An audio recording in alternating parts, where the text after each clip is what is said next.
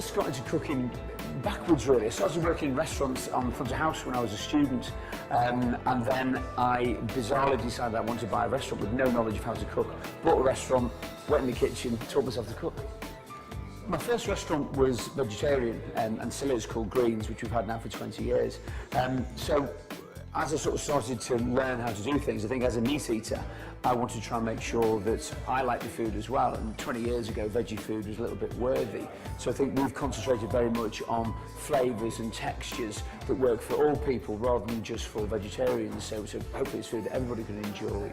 My other restaurant, Earl, is modern British, i.e. we use as much locally sourced, good quality produce as we possibly can and treat it with respect, but keep very, very simple dishes with maybe just little tweaks of flavour.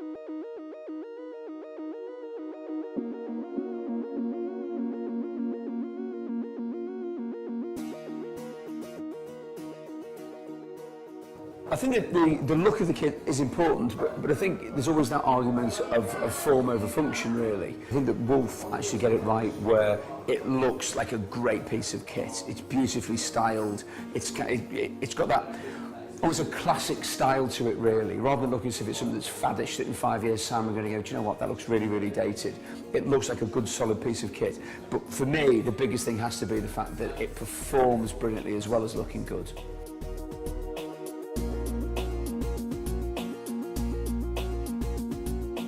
The thing that I love about Wolf is the first time that I played with the jets, I felt like I was back in work, and as a chef I wanted to feel that when I was at home I could cook as well there as I could in the restaurant.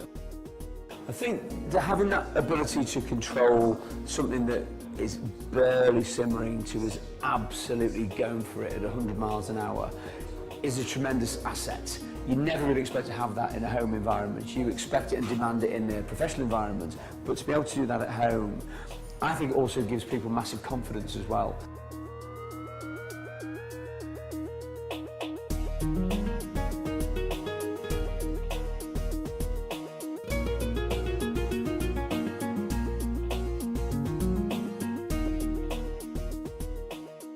The first time I used the oven, and actually did spill something inside it, so then to find that it has a self-cleaning mode, I admit I was very sceptical about it.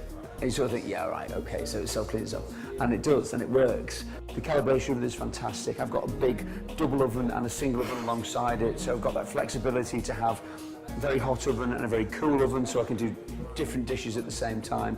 So that really was kind of one of the biggest things that did it for me. It feels like professional kit, but the design of it means that it still looks fantastic in a home environment.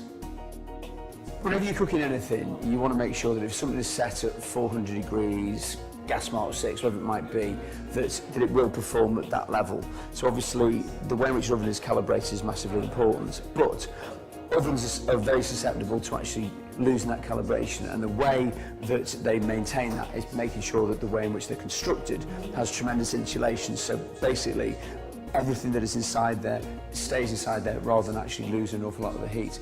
They're so well insulated that when it says it's 200 degrees, then it is 200 degrees. When it says it's 300 degrees, it is 300 degrees. The construction of it is tremendous. Again, I keep coming back to the same thing, that it's very much like a professional piece of kit.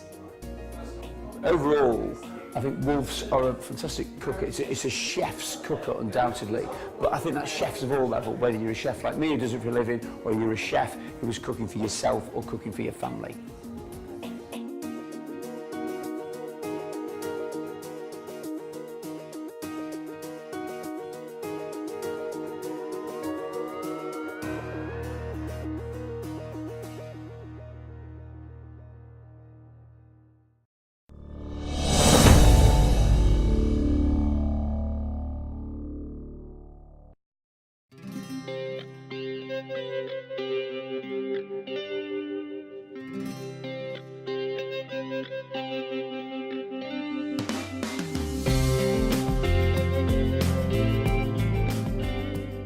when we were deciding what to go for with Sub-Zero, I knew that I wanted something that was big. I knew I wanted something that had great visibility, and then my kids wanted ice rather than a little cube of ice. They wanted to make sure that we had like a big well of ice.